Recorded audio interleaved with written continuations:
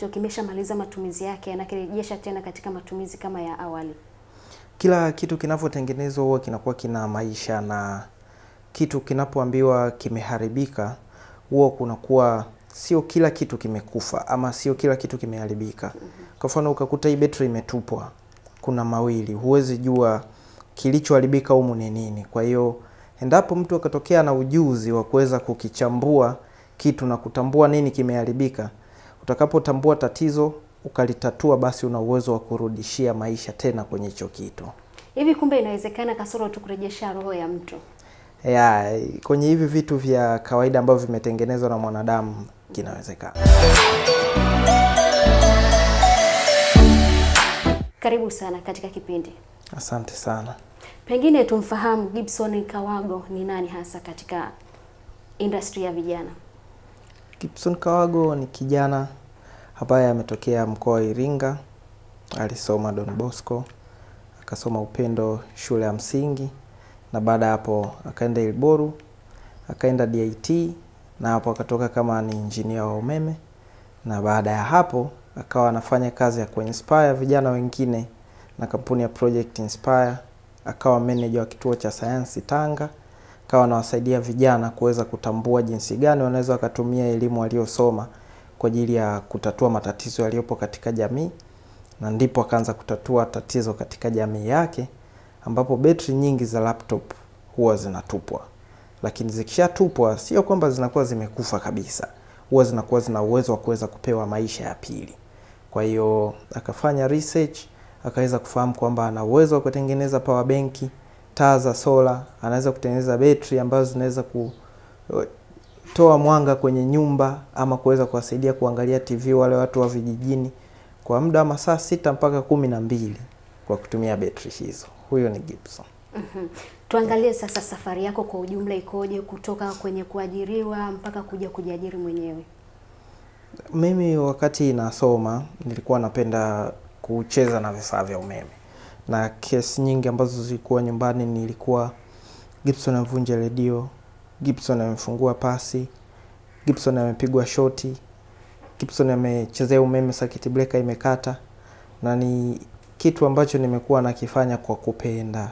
Na muda ulipokuwa unazidi nikawa Gibson ni fundi simu. Nimetengeneza simu Mafinga, nikawa natengeneza redio, lakini nikawa najiuliza kwamba lini tutaweza kutengeneza kitu cha kwetu badala ya kurepair kitu ambacho tayari kimeshatengenezwa. Kwa hiyo wakati naendelea nikiwa shule nilikuwa nikishinda maabara na walimu, nikijaribu kufanya majaribio zaidi ya yale tunayopewa darasani. Kwa sababu elimu ilivyodesigniwa imedesigniwa iweze kutupa mwanga. Kabla hujaendelea mbele zaidi, wakati huo sasa ulikuwa uko sekondari, primary ama chuo? Nilianza primary hizo vitu. Primary nakumbuka muda wa breaki tulikuwa tunajificha kwenye mtaro fulani, alafu tunafungua redio ndani tuone kuna nini. Tukawa tunaunganisha speaker, tunaunganisha battery, tunaona inapiga tu kelele haishiki station.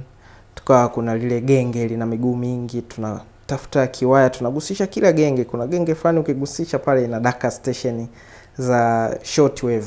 Kwenye redio za zamani kulikuwa kuna SW, kuna AM amplitude modulation, kuna FM. Sasa mara nyingi zile AM zilikuwa ukigusisha kiwaya fulani mida ya saa 6 hivi au mida ya asubuhi mingi unaweza kupata redio za nje. Kwa hiyo tukawa tunaendelea kuzipata redio. Nilipofika sekondari sasa ndo nikaanza kufanyia kazi kwa ukaribu zaidi, sababu sasa hapo ndo nikawa naelewa mambo. Tuangalie sasa safari yako ya wewe kutoka kwenye ajira na kujiajiri. Ikoje kwa hapo? Maana tumeona kwamba asilimia kubwa vijana wengi wanalia swala la mtaji, na ni kitu ambacho hakipingiki. Na ukiangalia pia swala la ajira kwa vijana ni changamoto kubwa. Sasa kwako hapa wewe, tuangalie kwamba ilikuwaje ili uweze kumsaidia kifikra kijana ambaye anatazama na jamii kwa ujumla. Baada ya kuwa nimeingia chuo, malengo yangu makubwa yalikuwa yamelenga kuweza kuchakata battery za laptop na kutengeneza vitu ambavyo vitatatua matatizo kwenye jamii. Kwa hiyo mara ya kwanza nitengeneza power bank ya sola ambayo ilikuwa inaweza kuchaji simu lakini haipandishi asilimia yoyote. Kwa hiyo inaonyesha tu charging ila haiwezi kupanda asilimia moja mpaka nyingine. Kwangu ilikuwa ni mafanikio sababu lengo langu lilikuwa ni kuwa na power bank yangu. Kwa hiyo licha kwamba haitatui kile kinacho nani, lakini ilinipa mwanga kwamba kumbe naweza nikafanya hivi. Nilipofika DIT nikaanza kusoma jinsi gani sasa naweza kutengeneza mfumo halisi wa power bank kwa kutumia betri za laptop. Lakini betri za laptop hizi zinaitwa lithium ion batteries. Ni betri zenye nguvu sana na zinaweza kuweka umeme kwa muda mrefu. Na ndio zinatumika kwenye kila kitu unachokifahamu mara nyingi. Hata magari ya umeme mengine yanatumia betri hizi, pikipiki za umeme zinatumia betri hizi. Kwa hiyo nikawaza nitazipataje? Nikaangalia tukiweza kuchukua kutoka nje bei sana. Kwa hiyo nikaona kuna betri za laptop zinatupwa. Nikaanza kuchukua betri za laptop na zivunja, nikaanza kuzisoma kwamba sasa hivi betri kifo ni nini. Wakati huo sasa umeshaanza kuchukua betri ambazo zimeshatumika za laptop. Unaanza kuisoma, kujua kwamba mchakato wake wa utendaji kazi unakuwaje na ni kwa nini imekufa. Tuanzie hapo sasa, fanyaje na ulikuwa unaisoma kupitia nini hasa? Wakati nipo chuo mara nyingi tulikuwa, unajua wanachuo wana muda free sana Hata ukiangalia wanachuo wana muda wa kuangalia series, wanachuo wana muda wa kuangalia movies, wanachuo wana muda wa kwenda swimming, yani hiyo ipo tu. Kwa hiyo kwa mimi mara nyingi nilikuwa ule muda ambao niko free, sasa nilikuwa na invest hela yangu nyingi kwenye mabando. Kwa sababu internet ni kitu ambacho kijana yoyote akiwa nacho ana uwezo wa kufanya kitu chochote kile, kibaya ama kizuri kwa 100%. Kwa sababu sasa hivi taarifa zote zipo kwenye mtandao. Sasa hivi ukitaka kufanya chochote kile unachokiwaza, yani waza kitu useme kipya, utakikuta kipo. Kwa hiyo mimi nilijidedicate muda wangu, nikasema hela ninayopata mimi nitainvest kwenye bando, na mabando haya sitatumia kuangalia udaku labda story ama vitu hivi, nitatumia kusoma kwenye materials online. Kwa hiyo nakumbuka kuna kozi tofauti zinatolewa Udemy, Coursera, na baadhi ya website zina taarifa nyingi jinsi gani unaweza kuchakata betri za laptop, unaweza kufanya project za electronics, jinsi gani unaweza ukadesign product zako.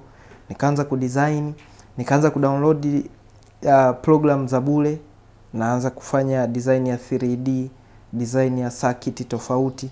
Sasa baada ya hapo sasa ndo nikaanza kufanya majaribio, nikienda kwenye maabara ya mtu, naenda nafanya kitu na kitesti kinakuaje. Nikaanza kuomba watu kwenda kwenye ofisi zao kuweza kutesti vitu vyangu, nikaanza kuvitesti. Ndo nikaanza kuwatafuta watu wanaofanya vitu vinavyoendana na mimi, kwa sababu ndege wanaofanana ndio huwa wanatembea pamoja. Kwa maana hiyo hata mimi nilianza kutafuta watu ambao nahisi wanafanana na mimi ili waweze kunisaidia kufikia malengo. Na baada ya hapo ndo nikaanza kutengeneza vitu vidogo vidogo, na mpaka sasa hivi tunadili sana batteries. Kijana Gibson anaonekana ni kijana ambaye ni machachari katika utafutaji, lakini pia tuangalie kuna wale vijana ambao hawajasoma kabisa. Wana nafasi ipi kwa Gibson ambaye tayari tunaona ameshaanza kupiga hatua na yeye ni msomi? Kuna yule ambaye hajasoma kabisa. Ajira ni swala tu la mtu kuweza kutengeneza, kwamba unaweza ukawaza kitu sasa hivi alafu ukaangalia jinsi gani mtu hata asiye na knowledge fulani anaweza kukifanya. Kwa mfano kwa sasa hivi tupo Waga, na Waga si tunachakata hizi battery na kutengeneza vitu tofauti. Kijana ambaye hajasoma kama kweli anaweza kudedicate muda wake vizuri, anaweza kuchukua muda wake. Hizi battery ni za laptop, huwa zinakusanywa sehemu tofauti. Kama upo mkoa wote, unakaa chini, unaenda kwenye sehemu wanazolipea laptop, unaweza kuzikusanya, sababu wale huwa wanatupa, unazikusanya bure, unaokota, zikifika 100 wanatupa taarifa kwamba bwana, mimi bwana nimekusanya betri za laptop zimefika 100, mimi nanunua sasa kutoka kwake, namtumia hela, yeye ananitumia zile betri. Kwa hata kama hujasoma, unatumia muda wako kuweza kwenda kukusanya hizo betri, alafu unazileta. Yaende na sisi maisha yetu yaende. Kutokana sasa na mfumo wa maisha umebadilika, tumeona kwamba sasa hivi kila kitu ambacho unachokitumia ni pesa. Mfano ukinywa maji sasa hivi ukitupa ni pesa. Kwa mfano kama ulivyozungumzia wewe mwenyewe hapo awali, umezungumza kwamba akina mama wanaokota makopo. Zamani ilikuwa kwamba mwokota makopo alikuwa anaonekana chizi, lakini sasa hivi ni biashara. Sasa huyo kijana ataenda kuokota wapi sasa ili aweze kukuletea? Je, akienda kuokota hawezi kuambia kwamba ni mwizi ameiba? Wewe utajilinda vipi na hivi vitu? Kabla ya mimi kumwambia kijana akafanya kitu, mimi nishafanya. Hivi tunavyoongea mimi wanaenda kuokota betri mwenyewe. Kwa mfano miezi mitatu iliyopita nilienda Zanzibar. Zanzibar nimepita kote. Na usoni kabisa ukaenda? Nimeenda, nitakuonyesha hata kwenye my social media huwa na post. Nimeenda Zanzibar mwenyewe hivi kama nilivyo t-shirt hii. Kaenda, unaenda unaongea na watu. Unajua inategemea wewe umejipeleka vipi kwa mtu. Mtu kukuona mwizi au kukuona ni tapeli, hata muonekano ulivyojiweka, hata kitendo cha wewe kutokumueleza unachokifanya ndo anaweza akakudoubt. Lakini uokotaji wa hizi betri nasema ni rahisi. Unajua unazipata wapi? Unatoka unaenda wanakotengeneza laptop. Sio kitu ambacho pia unahitaji uende kwamba ni mazingira machafu. Unaweza ukavaa tu kawaida vizuri. Mimi mwenyewe nina watu ambao wanalipea laptop, na hata kama kuna kijana labda anatengeneza laptop mkoani, kama na betri nyingi akinitafuta kaniambia na betri kadhaa, mimi sina stress. Namtumia fedha, tunakubaliana bei, na lipia usafiri, betri zinakuja kwangu. Kwa hiyo anaweza akazunguka hivyo na usalama wake utakuwepo. Ipi tafsiri sahihi kwako kwamba vijana wengi wanaogopa kuchangamkia fursa za ajira? Kwa mfano mtu anaona kwamba mimi ni msomi, siwezi kufanya kitu hiki. Mimi pengine labda nimesoma sana, nina elimu yangu, anahangaika kutafuta ajira. Ni ipi tafsiri sahihi kwako kuhusiana na msemo huu? Kitu kizuri cha kufahamu ni kwamba kila mtu ama vijana wengi wanapenda kuonekana wako smart. Narudia. Wanapenda kuonekana wapo smart, lakini hawapo smart. Kwa nini? Ni kwa sababu maisha ya mtandaoni yameharibu sana jinsi watu wanavyoishi. Unajua mtandaoni kila mtu anaonekana ana maisha mazuri, kila mtu anaonekana ana hela, watu wanaonekana wanakula vizuri. Na uniamini mimi, 90% ya vitu vinavyopostiwa sio ukweli. Ni kwamba tu unaweza kukuta umekula vizuri siku moja ndio utapiga picha karibu 100 utafanya hivyo. Unaweza kukuta umeenda sehemu pakishua siku moja, angalia tu hata kawaida. Kitu unachoishi nacho kila siku haupigi nacho picha. Kitu unachokutana nacho mara moja unapiga nacho sana picha. Kwa mfano, mimi nakula wali maharage kila siku. Mimi nakula ugali kila siku. Ushawahi kupiga picha ugali? Unataka uniambie wale wanaoweka vitu mtandaoni kwamba wanakula vizuri, unataka useme ugali hawaujui? Ugali wanaujua. Sasa tukirudisha hiyo kwenye maisha ya vijana, ni kwamba vijana wengi sasa mtandaoni wamejibrandi kwamba wao wako vizuri, wanaishi vizuri, maisha ya luxury. Kwa maana hiyo hawataki kuishi maisha ya kawaida. Sasa ajira zilivyo, hata ukienda kukutana na tajiri, ukikaa naye personal, kuna muda anaishi maisha ya ovyo kabisa ya kawaida, anaenda na kutokuta vitu, lakini haya maisha wewe uyaoni.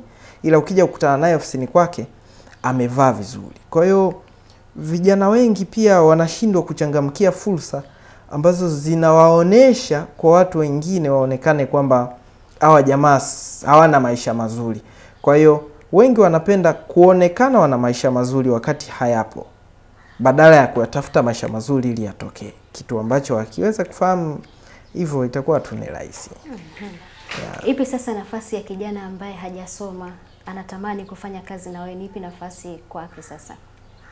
Nafasi ni ya kwanza ambayo ipo yani kabisa mpaka sasa hivi ni kwamba kama akisikia tunachokiongea anaweza kuanza muda huo ni azunguke alipo. Mazingira hayo aliyopo, sio atoke eti mkoani aje Dar. Dar ukija utapigika vile vile kwa sababu kuna vijana wa Dar hapa pia. Kwa kama upo mkoani, pale mkoani, zunguka, angalia watu wanao na betri za laptop. Zikifika pisi 50 au 100, unipigie simu. Tayari yani umeshajiajiri pale ulipo, sababu ajira wewe sio kusafiri kuhamia mjini kuja kutafuta. Hata mjini kuna watu wapo hapa mjini. Tena ukija wewe wa huko ndio unaweza kupigwa kwa sababu wao wana akili kuliko wewe. Kijana ambaye uko mtaani, hujui ufanye nini, pengine maisha unahaswa na maisha, hakuna ajira. Kijana Gibson Kiwago, yupo hapa kukusaidia. Anakusaidia kwa namna gani? Tayari ameshatoa maelezo kwamba kama uko mtaani kwako huko unaona betri za laptop na pengine kuna kitu kingine chochote kile ambacho unahisi wewe unaweza ukamfikishia kama wazo ili aweze kukusaidia kutoka hapo ulipo na kuweza kunyanyuka katika soko la ajira, basi pasina shaka unaweza ukamtafuta Gibson Kiwago kupitia mitandao yake ya kijamii, na pia unaweza ukatutafuta sisi kupitia kipindi cha Vijana Klabu ambacho pia unapitia kwenye ukurasa wetu pale Instagram, na pia namba za simu ambazo ziko katika screen yetu ya kipindi cha Vijana Klabu. Na moja kwa moja tunaendelea kupiga story na kijana Gibson Kiwago kuendelea kutupa maarifa zaidi ya kukunyanyua wewe kijana pamoja na mtazamaji ambaye unatutazama kwa ujumla. Nirejee kwa Gibson. Sasa kuna kitu ambacho umekizungumzia. Umezungumzia kuchakata betri za laptop, kuzivunja. Sasa baada ya kuvunja sasa nini kinatokea? Tunavunja alafu tunatupa au tunafanyaje sasa hapo? Tukishazivunja tunazipitisha kwenye teknolojia maalum ambayo itaweza kujua betri imetumika kwa mizunguko mingapi na betri ambayo tunayo ina uwezo gani. Kwa tunashika betri moja moja ambayo betri zetu tukishakuwa nazo moja moja kama hizi hapa. Halafu baada ya kuzitambua kila betri kimoja kina uwezo gani, tunaanza sasa kwa njia zifuatazo. Kwa hiyo kwa mtu ambaye anahitaji seli moja moja, kwa sababu hizi seli zinauzwa mtandaoni, kwa sisi tunazitengeneza zinakuwa mpya. Kwa hiyo kama hii hapa ni betri ya laptop ambayo tumeshaitengeneza na upya na tumeipa upya na ina kasha jipya kabisa. Kwa hiyo kwa mtu ambaye ana kazi zake ama project zake anatumia betri za aina hii, basi anaweza kainunua kama hii. Kwa hiyo ni moja ya product zetu ambazo mtu akihitaji betri kadhaa, kwa mfano kuna kamera zinatumia betri hizi, kuna taa zinatumia betri hizi, kuna wanaoshoot video, kuna gimbal, kuna baadhi ya drones zinatumia. Kwa hiyo ni anaweza akachukua seli moja moja. Lakini pia kwa sasa hivi tunafanya development ya power bank. Kwa hiyo tumeanza kuzitengeneza power bank zetu wenyewe kwa kutumia batteries. Na mpaka hapa tulipo tuna key sample ambao ndo tunaanza kuikamilisha. Tulikuwa tunaanza kudesign hiyo ndo power bank housing. Yes. Yaani sasa hiyo.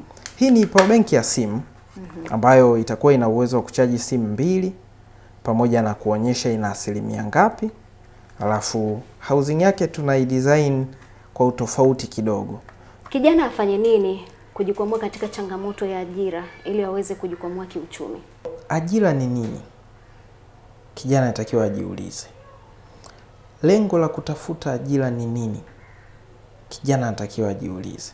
Hamna mtu kwenye familia na hela ya duka. Hamna mtu asiyenijua anaweza kunipa hizo hela za kunani duka. Pia hata kukuajiri vile vile kama akujua anaweza asikunani kwa sababu anaogopa utampiga. Kwa hiyo unaanza kuwa bodaboda. Kila siku unakusanya 2000, 3000 unazikusanya. Hela zikifika kiasi fulani unaanza kuuza nguo kidogo kidogo. Kwa hiyo unajichukulia sio tena huna uwezo wa duka tu. Yaani kubali tu kwamba huna uwezo.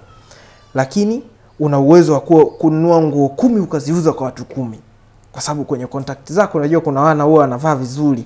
Ukimtafutia t-shirt hii jamaa atanunua. Unaona t-shirt 10 mshaandika, hii nitamuzia Gibson, hii nitamuzia Kawago, hii nitamuzia Waga, hii nitamuzia Yusuf, hii nitamuzia Janet. Unaenda. Ukishazichukua hizo nguo unawapigia tu simu calculate faida yako. Kuna nguo hii na hiyo itakufuata. Tayari wewe unajua huyu anavaaga hivi atanunua. Ananunua. Tayari faida ile tayari ushaipigia mahesabu. Umeipata ile faida, unanunua nguo 100.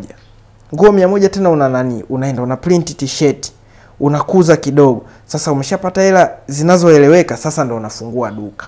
Kwa hiyo vijana tuwe na malengo makubwa sana. Ila tusianze na malengo makubwa kwa sababu hata mtoto lazima atambae ili afike juu. Kwa hiyo tuwe na malengo makubwa ila tufanye vitu vidogo vidogo vinavyotufikisha kwenye malengo makubwa. Na ndio maana kuna umuhimu wa kuajiriwa kwa sehemu fulani ili tu tupate hela za kujiajiri. Ila tusikimbilie vijana kusema mimi sitaki kuajiriwa kabla hatujaajiriwa, kwa sababu kama hutaki kuajiriwa, kujiajiri lazima uwe na hela. Soni, nikushukuru sana kwa muda wako. Binafsi kuna kitu ambacho nimejifunza na kuna maarifa mengi ambayo bila shaka nikitoka hapa sitakuwa tena yule ambaye ulikuwa unaniona, nitakuwa mwingine kimaarifa zaidi. Nikushukuru sana wewe ambaye umetenga muda wa kutazama kipindi hiki. Nyuma ya kamera alikuwa Sylvester Ndomba, la kwangu jina ni Edvesta Tarimo. Kwa wakati mwingine tena na mara nyingine tena, nikutakie utazamaji mwema wa vipindi vyetu vinavyoendelea hapa Tumaini Television.